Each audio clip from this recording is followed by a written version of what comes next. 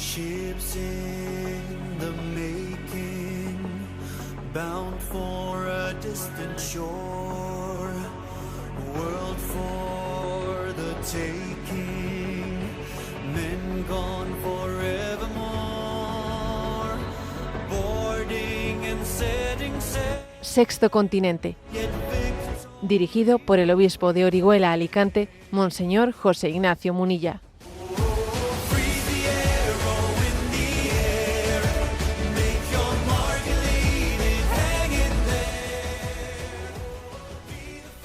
Un cordial saludo a todos los oyentes de Radio María. Un día más, con la gracia del Señor, nos disponemos a realizar este programa radiofónico llamado Sexto Continente, que lunes y viernes de 8 a 9 de la mañana, una hora antes en las Islas Canarias, realizamos aquí en directo en Radio María España.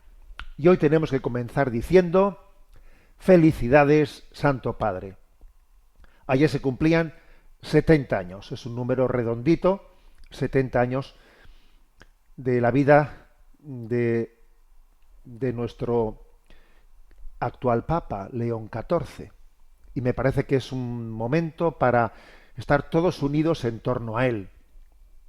Yo recuerdo que cuando tuve la ocasión en el contexto del jubileo de los jóvenes y el jubileo de los misioneros digitales de saludarle, le trasladé en nombre de todos vosotros pues la fuerza de la oración, la fuerza de la comunión, con qué intensidad hemos rezado por él. Hemos sido conscientes de que estamos en un momento clave de la vida de la Iglesia y se lo trasladé. Y ahora pues cada vez que pienso en él digo que qué gran reto tiene, qué peso tan grande sobre sus hombros, qué reto tan grande para unir la Iglesia católica, cuya unidad pues ha quedado bastante comprometida en los últimos años. Qué reto para reafirmar la integración de la verdad y la caridad en el magisterio católico, frente a la dialéctica de la contraposición, ¿no?, entre la misericordia y la verdad moral. Vaya reto.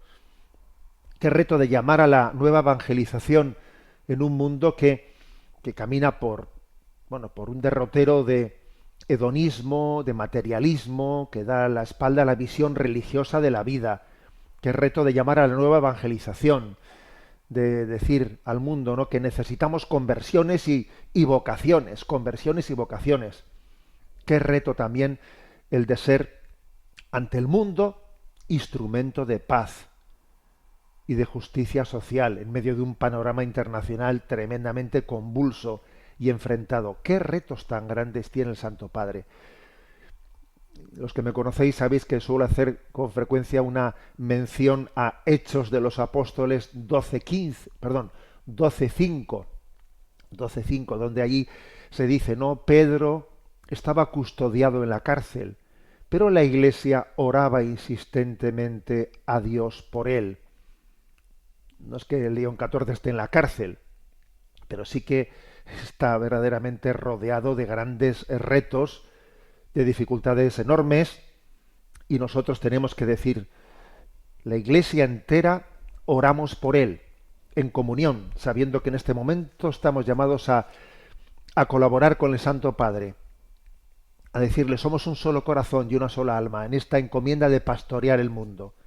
Por lo tanto, le decimos, feliz cumpleaños, Santo Padre. Por cierto, ayer se lo dijimos en el cine, aquí en Alicante, tuvimos el pase de la película de Carlo Acutis, que se ha estrenado este fin de semana, el kit de santidad de Carlo Acutis. Y bueno, pues en la sala de cine tuvimos una proyección y luego un diálogo, un coloquio, y ahí estaríamos unas 200 personas, y allí nos pusimos de pie y cantamos el cumpleaños feliz, ¿no? Bueno, pues fue precioso, fue bello, ver allí esa iglesia que cantaba a su padre y pastor. Y por cierto, aprovechando que el Pisuerga pasa por Valladolid, recuerdo que este fin de semana pues se ha estrenado esta película sobre Carlo Acutis, esta película documental, el kit de santidad de Carlo Acutis, y también se ha estrenado pues otra película documental con el nombre de Solo Javier.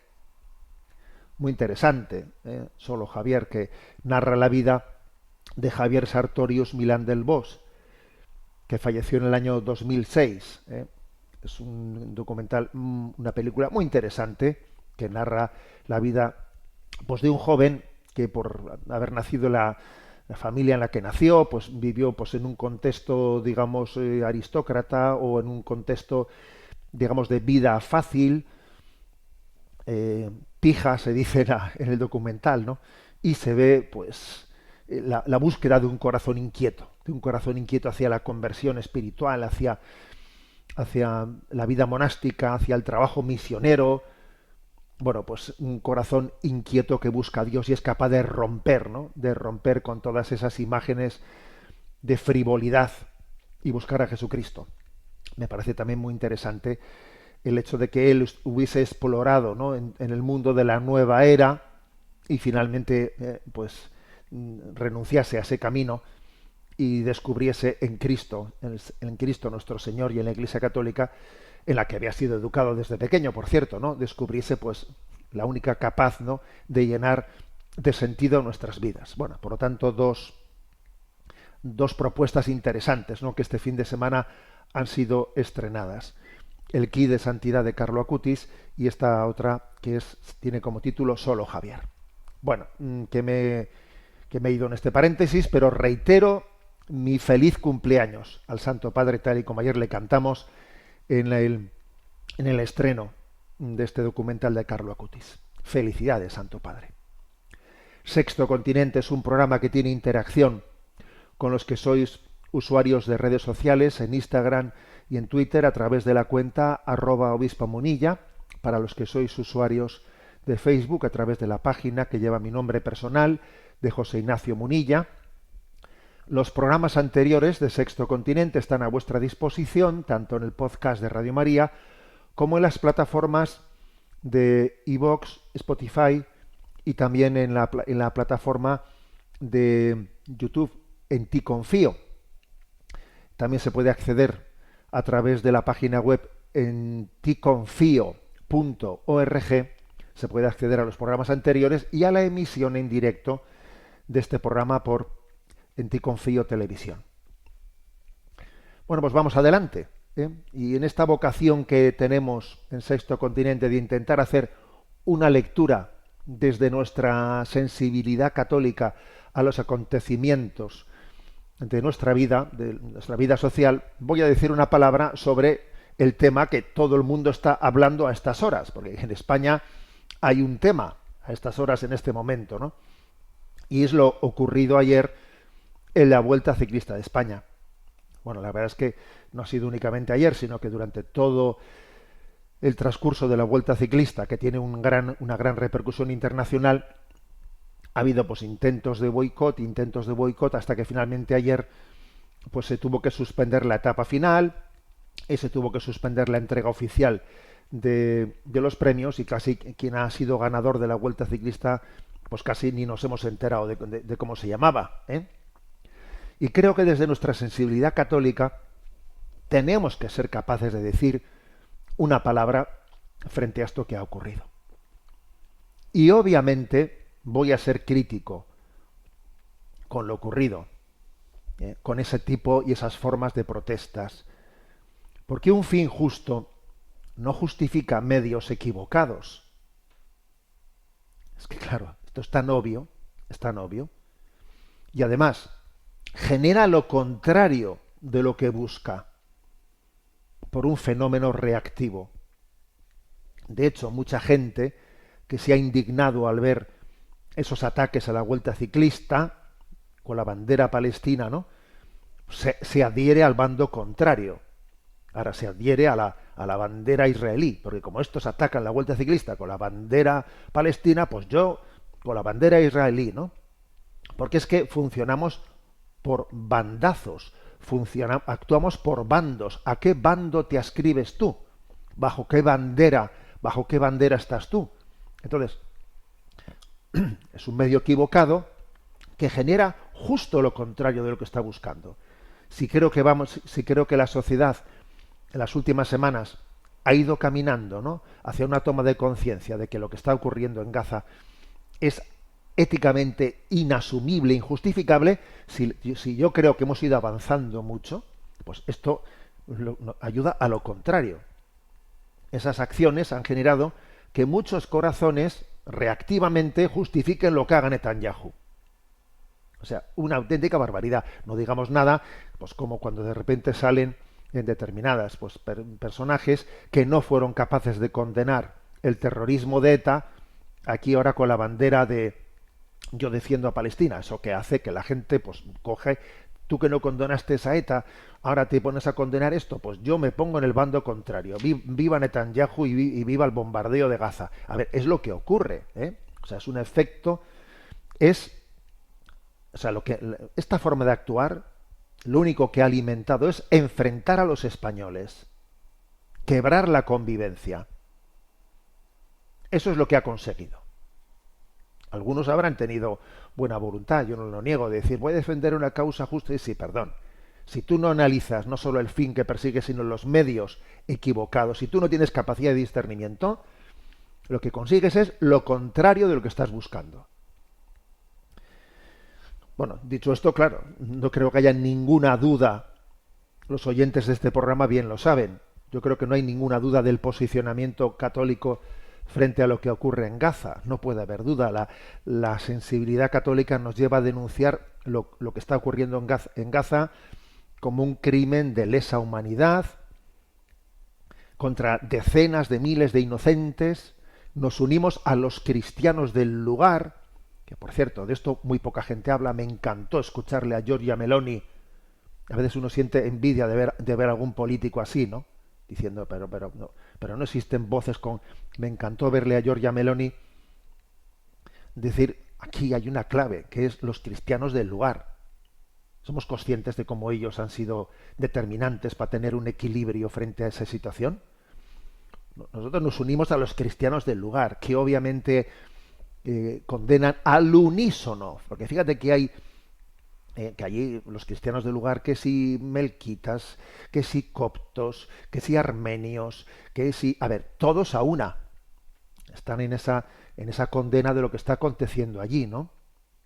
Y de ese abuso del gobierno de Netanyahu, pues frente a toda unos posicionamientos de la ONU, resoluciones de la ONU que obligan al Estado de Israel a devolver pues, territorios ocupados y a devolver pues los asentamientos en Cisjordania. Nada, ni caso, ¿no? Vamos adelante. A ver, obviamente el posicionamiento de los cristianos es tan contrario a las acciones terroristas de Hamás como a las acciones injustas de Israel. Y obviamente lo que está ocurriendo ahora mismo no es una guerra, señores.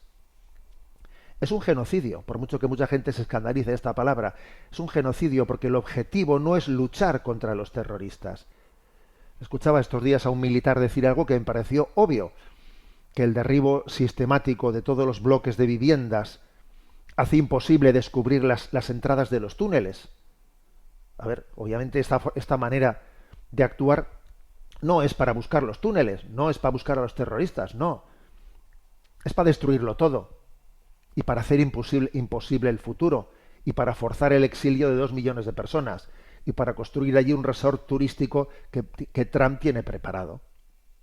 A ver, o sea, desde el punto de vista de la sensibilidad católica, es que si nuestro corazón está libre de emociones y está libre de apegos, de bandos, esto que hemos dicho es que esto es objetivo, Ahora, insisto, equivocarse en los medios, como se ha ocurrido, ¿no?, en este tipo de acciones y protestas, ¿no?, pues contra la Vuelta Ciclista a España, porque se supone que si había allí un equipo ciclista de Israel, equivocarse en los medios es hacer odiosa una causa justa.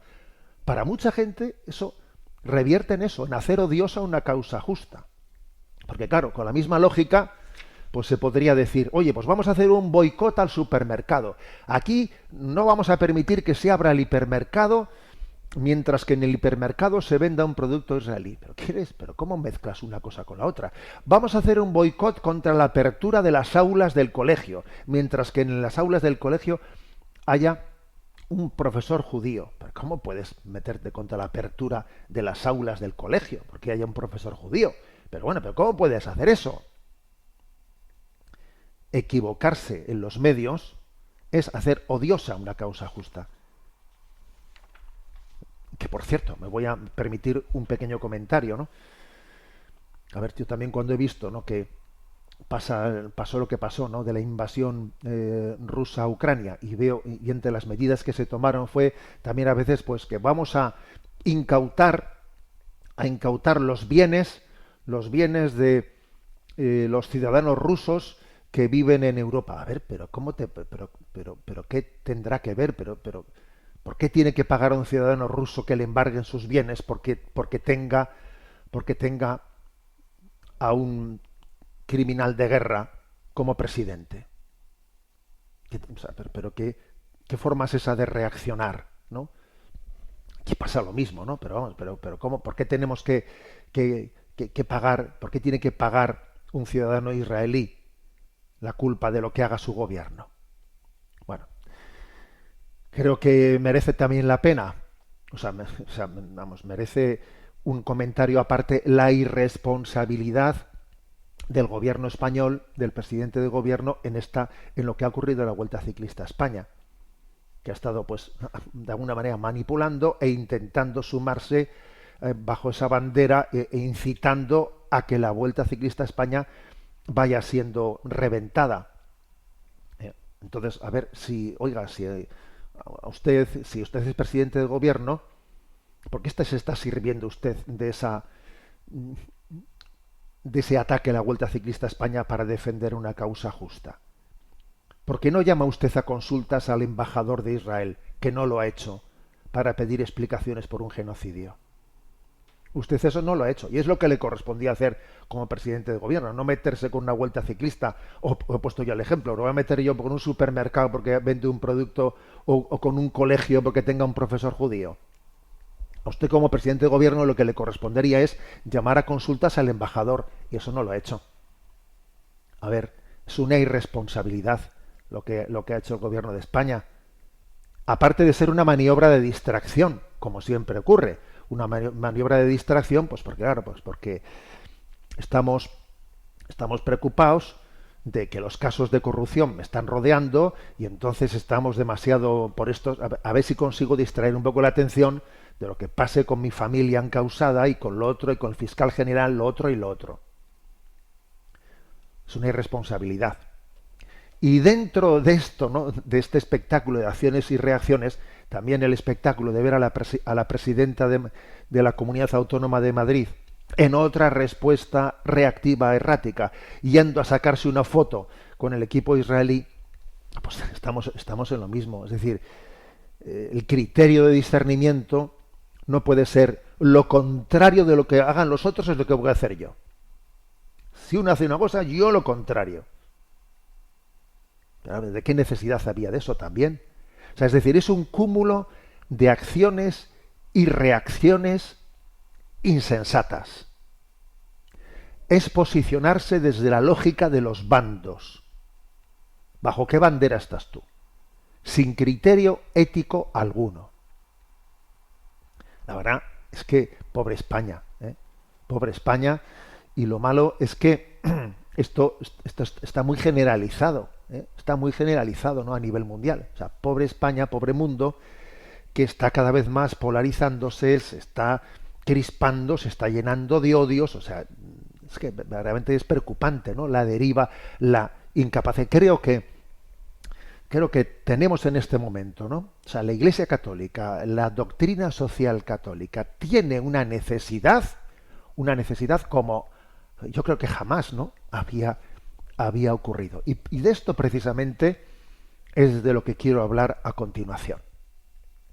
Quiero hablar de cómo esta clave de la doctrina social de la Iglesia es absolutamente necesaria en este momento, ¿no?, para poder hacer una lectura de la realidad, una lectura de la fragmentación que está aconteciendo.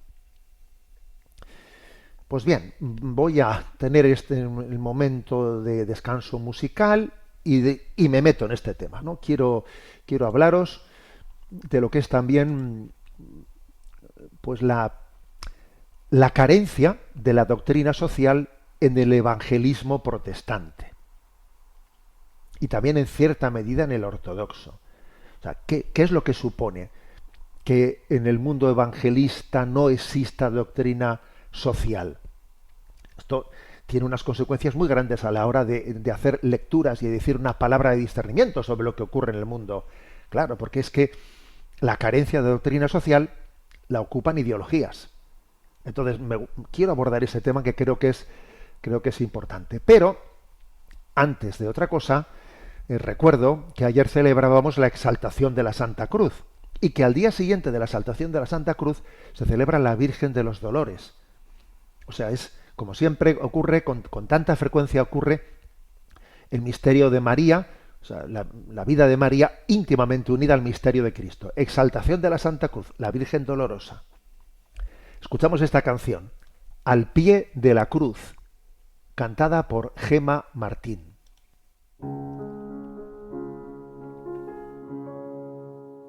Cierro los ojos e imagino tu madero y la sangre que derramas sobre el polvo del camino. Me pregunto qué ha ocurrido y por qué me he merecido que tu corazón de niño se desgarre por el mío. Me pregunto por qué a mí me has escogido, por qué has querido entregarle a esta pobre tu cariño. Deja que tu sangre se derrame por las piedras que con tus rodillas pisas, desgarrándote la piel por mí, y déjame empapar la piedra de mi corazón para que lata junto al tuyo y así empiece a ser de carne. Deja que tu gloria me levante con la cruz, que al elevarse me ha extasiado y me ha cegado con su luz. Y déjame quedarme contigo al pie de la cruz, para que mi último suspiro sea contigo, mi Jesús. Y déjame quedarme aquí, déjame contigo aquí quedarme. Déjame quedarme contigo al pie de la cruz, para que mi último suspiro sea contigo, mi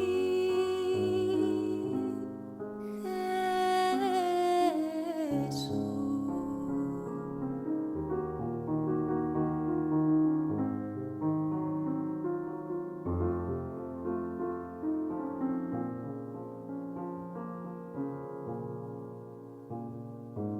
Déjame quedarme contigo al pie de la cruz, para que mi último suspiro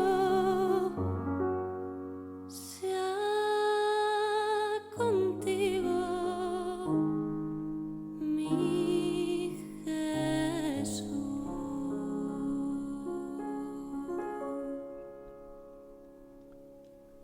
Al pie de la cruz, de Gema Martín. Virgen Dolorosa, ruega por nosotros.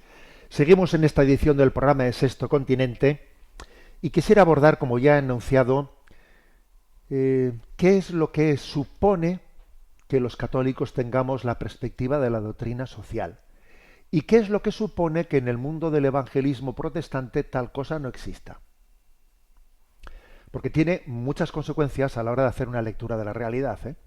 A ver, cuando nosotros vemos, por ejemplo, pues en una iglesia, entras en una casa o ves en una película, de repente ves un rosario, ves un corazón de Jesús, ves una imagen del corazón inmaculado de María, ¿qué dices? Ah, son católicos. Obviamente, ese rosario, ese corazón de Jesús, son católicos, ¿no? Bueno, pues lo mismo pasa con la doctrina social católica. La doctrina social es una de las grandes diferencias entre la visión católica y la protestante.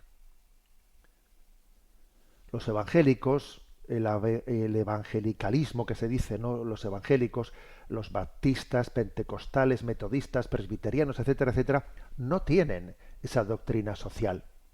Y al no tener esa doctrina social, su posicionamiento, pues ante muchas situaciones graves que vivimos en el mundo, puede diferir y difiere notablemente de nosotros, lo cual, claro, que afecta al movimiento ecuménico, porque no tienen un posicionamiento en temas sociales inspirado en el Evangelio. La voz profética, la voz católica profética se caracteriza por pronunciarse ante el mundo dividido, polarizado, fracturado, en el que hay tanta crispación, odio. La voz católica profética se posiciona sin casarse con ninguno de los dos bandos. Porque es obvio que hay, simplificando, ¿no? Pero claro, fundamentalmente dos bandos. Por un lado, el pensamiento único políticamente correcto. Que yo digo, he dicho más de una vez, que es una especie de metástasis del marxismo. Ese pensamiento único políticamente correcto, en el que se mezcla que si la ideología LGTB, que si la cultura woke de cancelación, la ruptura de nuestras raíces cristianas, el antinatalismo, la antifamilia, los laicismos, los globalismos que no respetan las soberanías nacionales de los pueblos. Todo eso es ese pensamiento único políticamente correcto, ¿no? Y por otra parte, que contra el que claro que se posiciona la doctrina social católica. Y por otra parte está el otro bando, que son los liberalismos populistas reactivos. Son unas reacciones liberales reactivas desequilibradas, pues que están representadas pues por Trump, Milei, etcétera, etcétera, que rechazan el mismo concepto de justicia social, que les parece que eso de justicia social es de comunistas, que no tienen ningún tipo de sensibilidad hacia iniciativas políticas que puedan ayudar a erradicar la pobreza, consideran que eso es cosa de los comunistas, piensan que para salir de la pobreza hay que hacerlo por la sola dinámica liberal de la libre competencia. Mantienen posiciones belicistas en materia internacional, belicistas para... Por ejemplo, me vais a permitir un pequeño paréntesis, un ejemplo, ¿no?, de estas posiciones belicistas. A ver, lo que pasó el 5 de septiembre, que no se ha comentado mucho, lo que pasó el 5 de septiembre, el hecho de que Donald Trump pues firmase una disposición por la que cambiaba de nombre al Departamento de Defensa por el Departamento de la Guerra. Le parece a Donald Trump que no debemos, ¿no?, que eso de Departamento, Ministerio de Defensa no está bien, Y las declaraciones que hizo, las leo literalmente, es: ganamos la Primera Guerra Mundial, ganamos la Segunda Guerra Mundial, ganamos todo lo anterior y todo lo intermedio y hemos decidido pasar a la acción. Así que a partir de ahora vamos a ser el Departamento de Guerra. Pero ¿qué es esta manera de pensar? O sea, que alguien se sienta incómodo con que su ministerio el ministerio que lleva adelante, ¿no?, pues el ejército, no está cómodo con que se llame Departamento de Defensa. No, tiene que llamarse Departamento de la Guerra. Pero ¿dónde está la cabeza? Es un choque implícito con la doctrina católica, con la doctrina social católica, que habla de que la única guerra justa sería la defensiva. La única guerra justa es la defensiva. Y si tú te sientes incómodo con la palabra Departamento de Defensa y tienes que rebautizarlo y llamarlo Departamento de la Guerra, pero por Dios, ¿pero dónde tenemos la cabeza? Bueno, entonces, que me estoy yendo por las ramas en un ejemplo concreto, ¿no? Para ver, hay dos bandos, ¿no? Dos ideologías. El pensamiento único políticamente correcto, izquierdista, etcétera y tal, y esa reacción desequilibrada, liberal, pues que claro, que se pone totalmente en el lado contrario, ¿no? Si estos tienen una bandera, yo justamente la contraria. Si estos dice que luchan por los pobres, pues yo digo que la justicia social es del demonio. Vamos a ver, como en Milei, por cierto, en alguna ocasión ha dicho, literalmente. Entonces, la doctrina social católica se posiciona frente a estas dos, o sea, frente a estos dos bandos que son absolutamente incompatibles con el espíritu del Evangelio.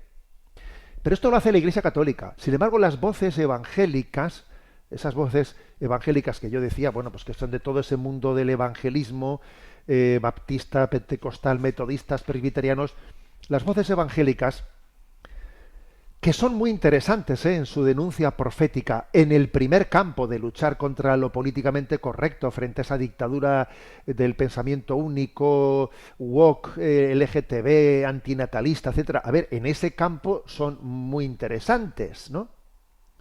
Y con ellos conjugamos en todo esto, conjugamos, ¿no? Conjugamos, por ejemplo, en la denuncia de la manipulación de la Agenda 2030, en que como se sirven de ella muchas veces, ¿no?, los estados o los organismos internacionales para introducir estas nuevas ideologías antifamilia, globalismos que no respetan la identidad de los pueblos, etcétera, etcétera. Bueno, a ver, conjugamos en ello, ¿no? Pero por desgracia, en materia de justicia social, no entran esas voces evangélicas, no entran en materia de justicia social, no entienden del bien común, de la justicia distributiva, no denuncian las escandalosas desigualdades del mundo, no se escuchan sus voces en la denuncia de la pobreza del mundo, que es un grito que llega a Dios. El de millones de personas que mueran de hambre en el mundo. En el mundo sigue habiendo muertes por hambre, aunque parezca increíble, ¿no? Entonces pasan por alto temas sociales gravísimos. ¿O les parece que eso son cosas de comunistas, no? Pues, a ver, por ejemplo, estoy hablando de que el 1% más rico de la población mundial tiene más de la mitad, o mejor dicho, tiene casi la mitad de la riqueza global del planeta. El 1% de los habitantes del planeta tienen el 48% de la riqueza global, ¿eh? Estos son datos del informe reciente de Oxfam. O, por ejemplo, el 50% de los habitantes más pobres de la Tierra posee menos del 2% de la riqueza del mundo.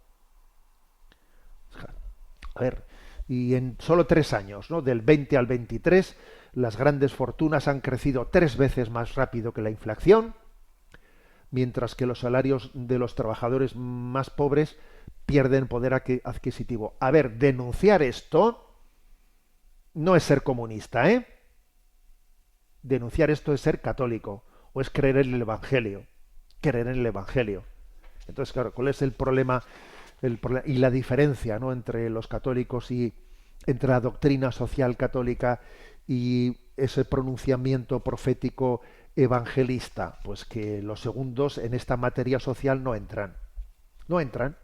En esos temas lo dejan todo en manos del político, de su político preferido, de la ideología preferida. O sea, dejan esto en manos de las ideologías. Y claro, eso es muy grave, claro. Pongo, por ejemplo, el caso de Charlie Kirk, que sabemos que él es baptista, quien ha sido recientemente asesinado, ¿no? Que ha sido algo tremendo, ha tenido un eco tremendo este caso, ¿no? Que tiene mujer católica, por cierto, ¿no? Y que además yo creo que tenía también un interesante, pues, por esa cercanía, ¿no?, de tener una mujer católica, pues este hombre ha dado unos pasos muy interesantes que yo en este programa he querido subrayar, como sus palabras sobre la Virgen María, sobre que los evangélicos debieran de amar más a la Virgen María, ¿no? Yo creo que no creo que quepa dudas, ¿no?, de lo que pienso sobre lo que ha ocurrido. Incluso yo he denunciado los titulares ofensivos y irrespetuosos con los que la prensa también a veces ha hablado de este asesinato. Que si titulares que Charlie Kirk, el polémico, agitador, ultraconservador, muere tiroteado. A ver, casi justificando el asesinato. O Charlie Kirk, el adalid de las armas en Estados Unidos, muere víctima de las balas que tanto defendía. Pero ¿cómo se pueden hacer esos titulares? Unos titulares irrespetuosos tremendamente, ¿no? y también soy consciente de que sus enemigos manipulan palabras suyas sacadas de contexto. Bueno, yo anda que no tenemos experiencia en lo que es ser manipulados en las palabras que utilizamos, ¿no? A ver, yo reconozco que Charlie Kirk es uno de esos, ¿no?, testigos, ¿no?, del evangelismo, el anabaptista en concreto, pues que da un testimonio fuerte sobre su fe en Jesucristo, ¿no? Y de hecho yo destaqué en redes sociales, pues como él, el domingo anterior de su asesinato, él dijo, ¿no?, en X, en Twitter: Jesús derrotó a la muerte para que tú puedas vivir. A ver, es un testimonio muy fuerte. Ahora bien, dicho esto, pues pasa lo que ocurre con todo el evangelismo, ¿no?, que está falto de la doctrina social. Está falto de la doctrina social.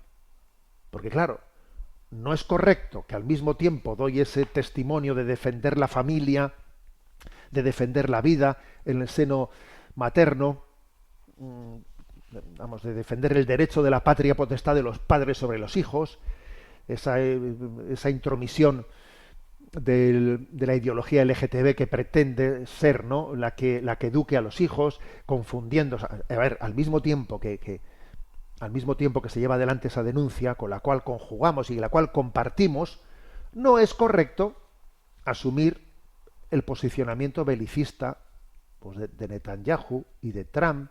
No es correcto silenciar la voz profética del Evangelio ante una masacre de inocentes, de 61.000 inocentes, la inmensa mayoría, porque es evidente que eso no es una guerra defensiva y que esa sangre inocente clama a Dios. Y desde la sensibilidad católica, desde la doctrina social del Evangelio, es chirriante un apoyo así. De hecho, por cierto, ¿no?, es significativo que Milei, el presidente de Argentina, que hace un posicionamiento totalmente a favor de Netanyahu y defendiendo a tope sus ataques sin disimulos, esté diciendo en varias entrevistas ya, Milei, que existe la posibilidad de que él se convierta al judaísmo.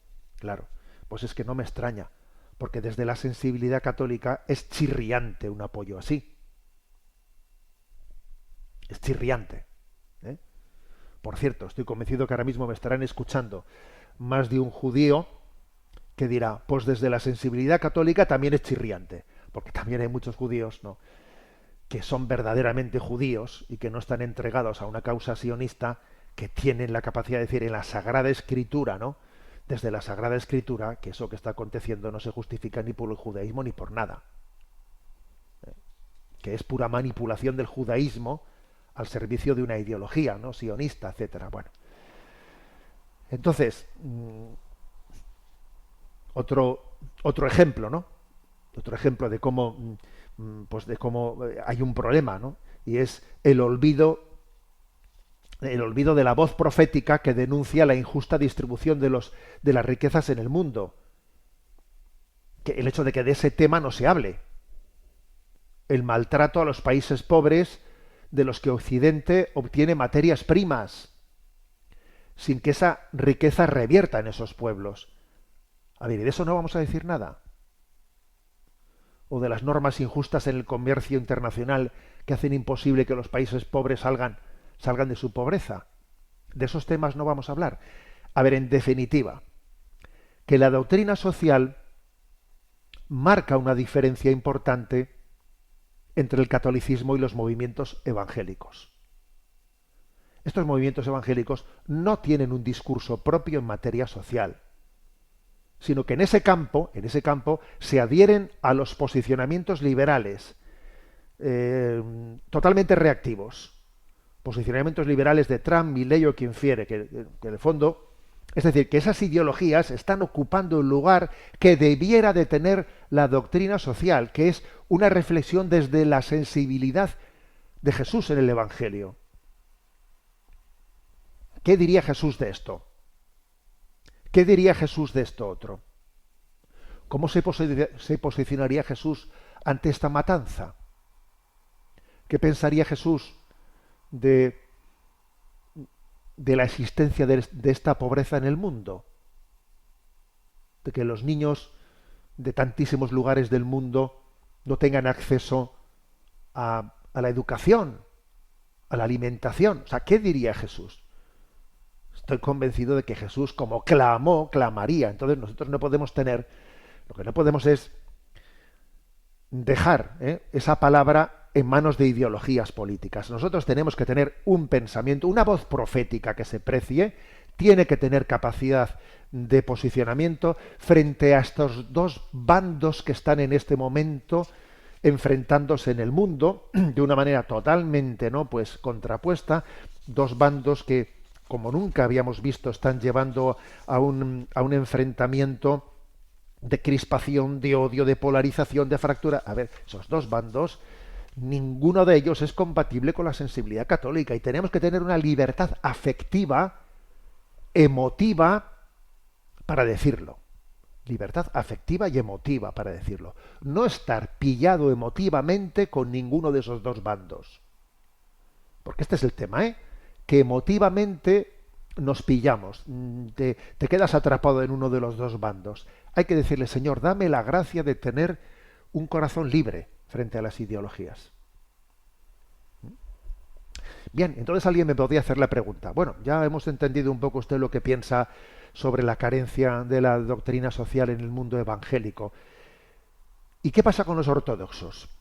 ¿Los ortodoxos tienen doctrina social? Bueno, vamos a ver. Ciertamente los ortodoxos son muy admiradores de los santos padres. Los santos padres, ¿no?, de los primeros siglos de la Iglesia, los cuales, vaya que sí tenían doctrina social.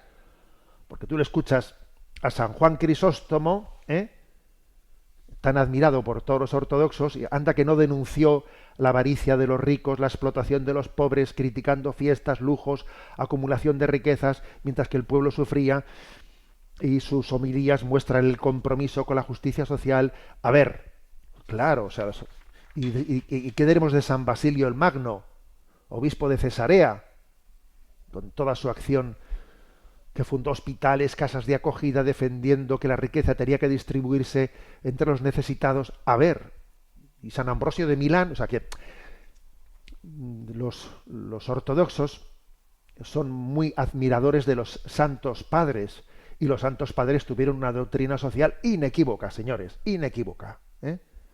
Pero es cierto que la Iglesia ortodoxa no tiene un magisterio actualizado sobre la doctrina social. No lo tiene.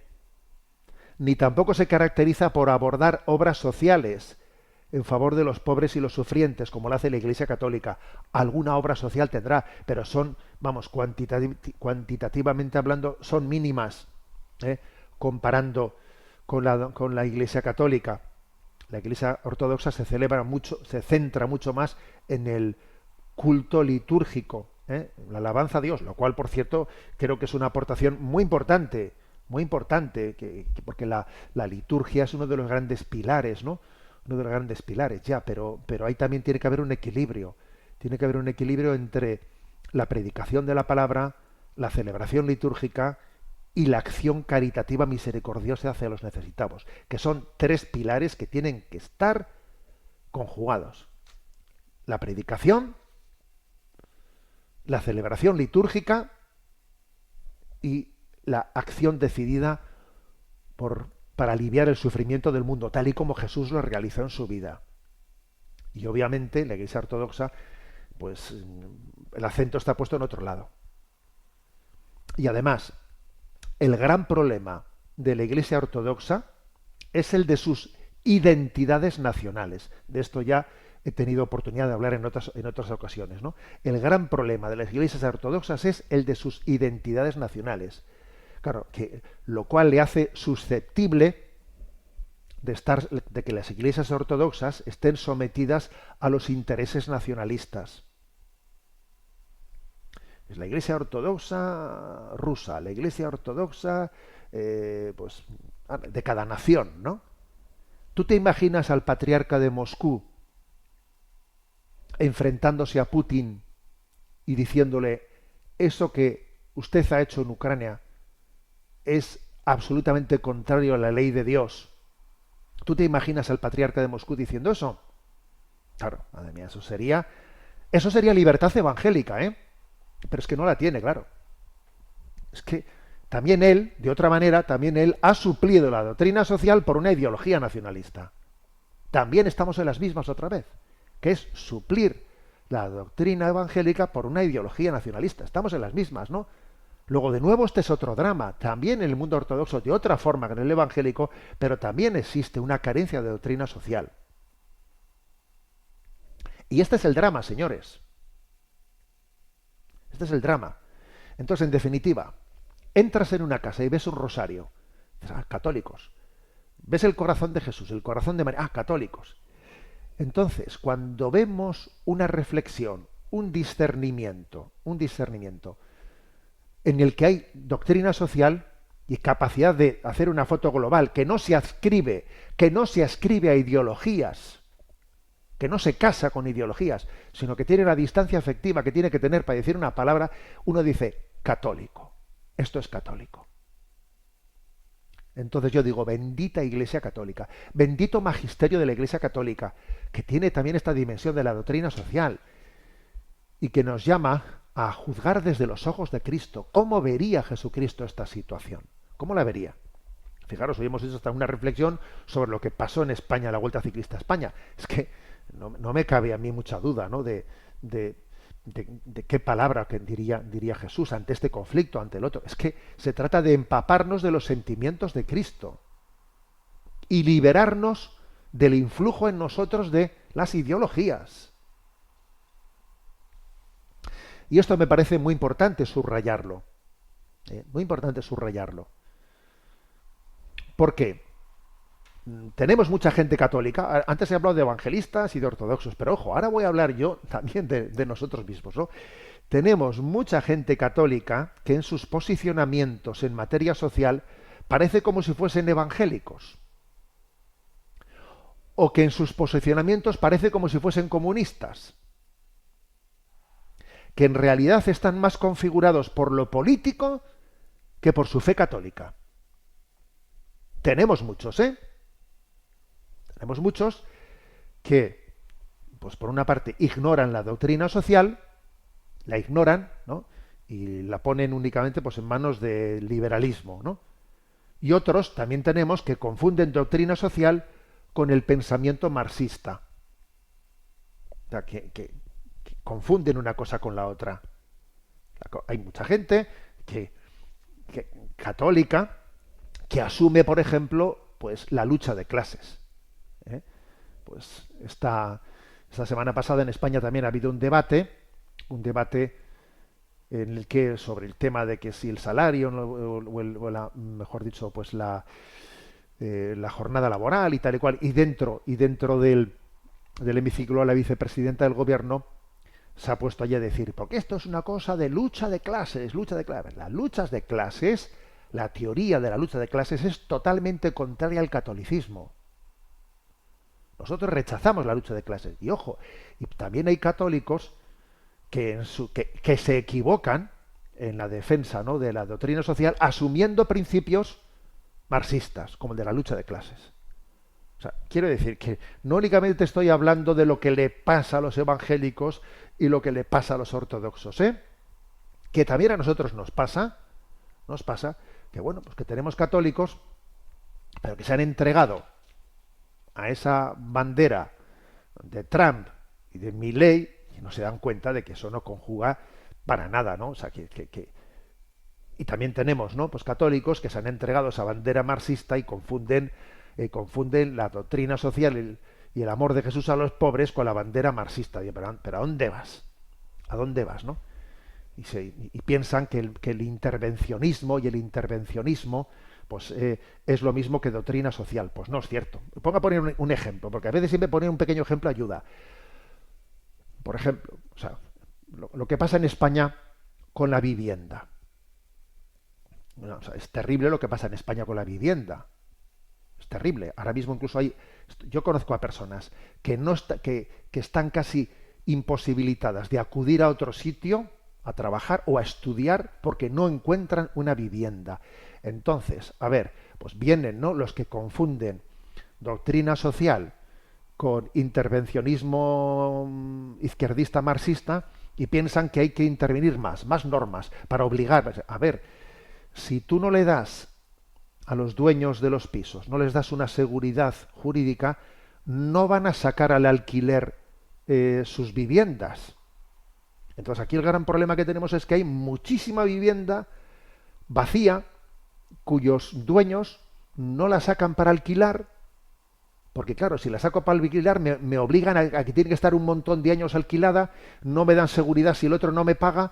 Entonces claro, con esa situación de inseguridad jurídica, lo que conseguimos es, de intervencionismo público continuo, lo que consigues es el efecto contrario de lo que estás provocando. Entonces hay algunos que se equivocan y piensan que la doctrina social la equiparan con el intervencionismo estatalista, izquierdista, que tiene que poner normas a todos y que lo que hace es conseguir el efecto contrario del que busca.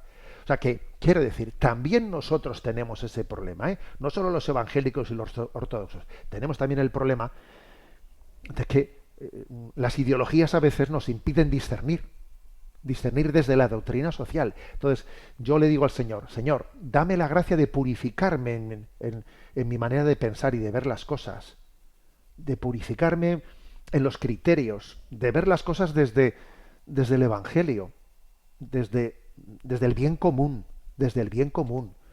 que las adscripciones a bandos, pues no estén condicionando mi pensamiento. Ahora, algunos te dicen, usted es un equidistante, usted es un matizador de conceptos que siempre está quedándose en el medio. Vamos a ver, mira, di lo que te dé la gana. No es cuestión de equidistancia, es cuestión de discernimiento y de no tener el corazón entregado a bandos y a causas que no son el Evangelio. Nuestro corazón tiene que ser de Dios y de nadie más. De Dios y de nadie más. Esta es la clave, ¿no?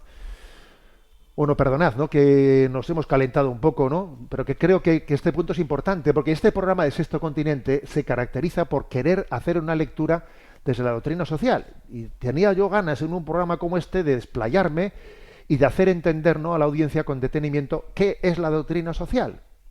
¿Qué es la doctrina social? Y animaros a todos a que purifiquemos nuestro corazón de ideologías y así tengamos una sensibilidad verdaderamente católica, verdaderamente inspirada en el Evangelio de Jesucristo.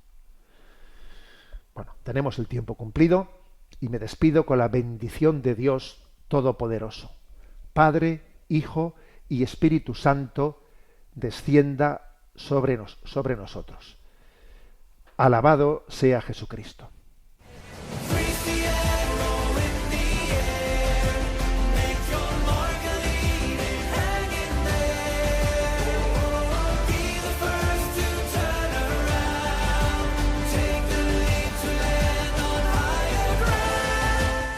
Finaliza en Radio María Sexto Continente, dirigido por el obispo de Orihuela Alicante, Monseñor José Ignacio Munilla.